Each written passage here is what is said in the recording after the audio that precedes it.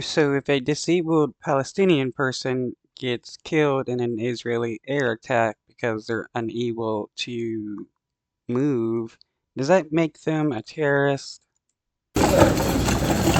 Osama Abu Safar left his home in Wadi al-Salka in central Gaza in his wheelchair with his two sons. Forced to flee in the middle of a bombing campaign on roads turned to rubble was next to impossible. Osama is now in a UN shelter. It's a school-turned-refuge for thousands of displaced Palestinians and is woefully inadequate for his needs.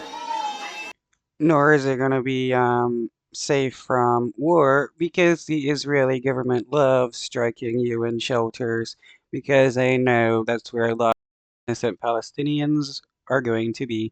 There are stairs, no ramps, and squat toilets which people in wheelchairs can't use. The situation in Gaza is extremely difficult for those with disabilities.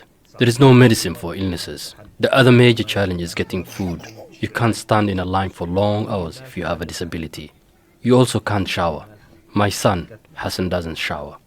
Basma has a speech and mobility impairment, and so her mother decided to risk the Israeli airstrikes and stay home. We have struggled with her mobility, and so we have stayed in our house and are hoping nothing happens. We are struggling to find her adult nappies since she can't go to the toilet on her own.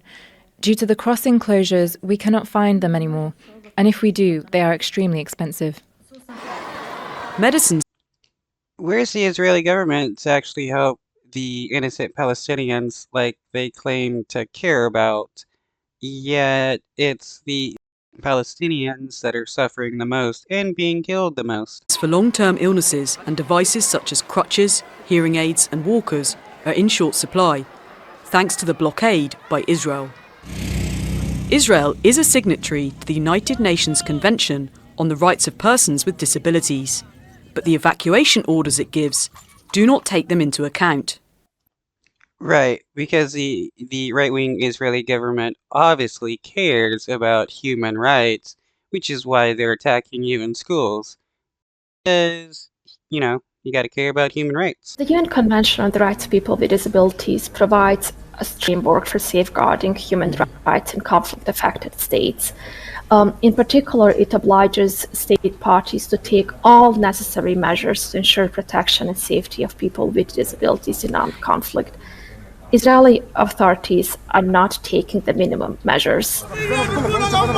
Israel's war is a threat to all Palestinians in Gaza, but the close to 50,000 people with disabilities are among the most vulnerable.